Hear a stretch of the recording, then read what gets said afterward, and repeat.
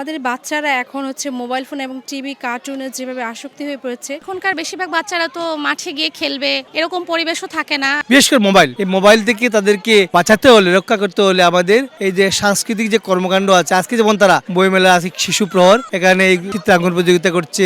অমর একুশে বইমেলায় শিশুদের জন্য রয়েছে নানামুখী আয়োজন, যেখানে আমাদের দেশের শিশুরা ছোট থেকেই মোবাইল ফোন কিংবা গেমসে আসক্ত। সেখান থেকে শিশুদেরকে বের করে নিয়ে আসার জন্য অমর একুশে বইমেলায় শিশুদের জন্য বিভিন্ন ধরনের খেলাধুলা এবং আর্টের আয়োজন করা হয়েছে এবং এখানে রয়েছেন কবি এবং সাহিত্যিকরা। তাদের কাছ থেকে জানার চেষ্টা করব তারা শিশুদের মানসিক বিকাশ সম্পর্কে কি বলছেন এবং শিশুদের কাছ থেকে এবং শিশুদের যে গার্জিয়ান আছে তাদের কাছ থেকেও জানার চেষ্টা করব যে তারা এ বিষয়ে কি বলছেন।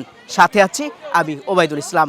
আমাদের বাচ্চারা এখন মোবাইল ফোন এবং টিভি কার্টুনের যেভাবে আসক্তি হয়ে পড়েছে, সেই দিক বিবেচনায় বইমেলা অবশ্যই একটা ভালো দিক। কারণ এখানে একটা পাপেট শো হয়েছে, তারপর বায়োস্কোপ, যেগুলো আমরা সচরাচর দেখতে পাই না। তারপর বিভিন্ন বইয়ের সাথে পরিচিত হওয়া, যেমন আমি আমার বাচ্চার জন্য কিছু বই কিনেছি, ও নিজে পছন্দ করে কিনেছে। এই যে একটা আয়োজন বা এটা আসলে শুধু বইমেলা ছাড়া সম্ভব না। এই প্রজন্মকে, আগামীর কর্ণধারদেরকে সুপথে আনার জন্য, ভালো পথে আনার জন্য, তাদেরকে শিল্প, সাহিত্য, সংস্কৃতিতে মগ্ন করার জন্য আমাদের যার যেখানে যে অবস্থায় আছি সে অবস্থায় আমাদেরকে কাজ করতে হবে এবং আমরা কাজ করলে আমাদের বিশ্বাস যে তারা সুপথে আসবে, ভালো পথে আসবে এবং তারা মোবাইল আসক্ত বা মাদক থেকে দূরে থাকবে। আমাদের গার্জিয়ানরা চেষ্টা করে, গার্জিয়ানদের পাশাপাশি সরকারের পাশাপাশি সমাজের সকল সচেতন সকলকে আমরা অনুরোধ জানাবো। আমরা যারা শিশু কিশোরদের লেখালেখি করি, আবারও দুটা বই আছে, যে বয়সে লেখাপড়া করার কথা সেই বয়সে যারা শিশু শ্রমের সাথে জড়িত তাদেরকে নিয়ে আমার দুটা বই, ওরা সবুজ ওরা জীবন যোদ্ধা,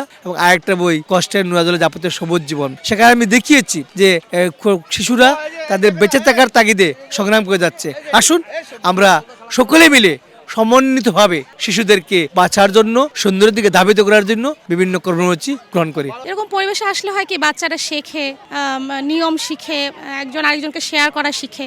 দিন শেষে এটা খুব দরকার বাচ্চাদের জন্য। আমি বইমেলা আজকে প্রথম আসলাম, আমার বেবির জন্যই আসছি। বেবির জন্য সময় করতে পারি না, তারপরে চলে আসছি বেবিটার জন্য, যে ও একটু সময় কাটাবে। এই যে বেবি খেলছে, খুব ভালো লাগছে দেখে। বাচ্চা তো 3 বছর হয়েছে, তো এইসব বাচ্চারা হয় কি, ছবি আছে, লেখা কম কিন্তু ছবি আছে, এই টাইপের ছবি দেখে খুব আকৃষ্ট হয়। এই টাইপের বই আমি কিনে দেই, বাসায়ও দেখা যায় যে ছবি দেখে খুব পছন্দ করে। আর হয় কি, বাবা মার মধ্যে বই পড়ার একটা অভ্যাস থাকতে হয়। দেখা যায় বাবা মা বইয়ের সাথে সময় কাটাচ্ছে, তো বাচ্চাদের মধ্যে না এটা আমার মনে হয় অটোই চলে আসে, এমনিতেই চলে আসে। তো আমার মনে হয় এটা আসলে দরকার। এখনকার সময়টা এত বেশি যান্ত্রিক, এত ডিজিটালাইজেশনের কারণে এত বেশি মানুষ দেখা যায় যে ডিভাইসের প্রতি আসক্ত থাকে। সেখানে এই বই মেলাটা আমার মনে হয় একটা নিঃশ্বাস নেওয়ার মতো একটা জায়গা। খুব ভালো লাগে আসলে। সেগুন বাগিচা হাই স্কুল। অনেক কিছু আসার পরে ওই বল এটা খেলেছিলাম, বাস্কেটবল, তারপর এটা খেলছি। এখানে কালকে এসেছিলাম, কিনেছিলাম, এখন কিছু কিনিনি। আমি ওইটা একটু খেললাম আর ওই নিয়ে একটু ফুটবল খেলাইলাম, আর আমি ওই রং তো খেলবো ওই জন্য।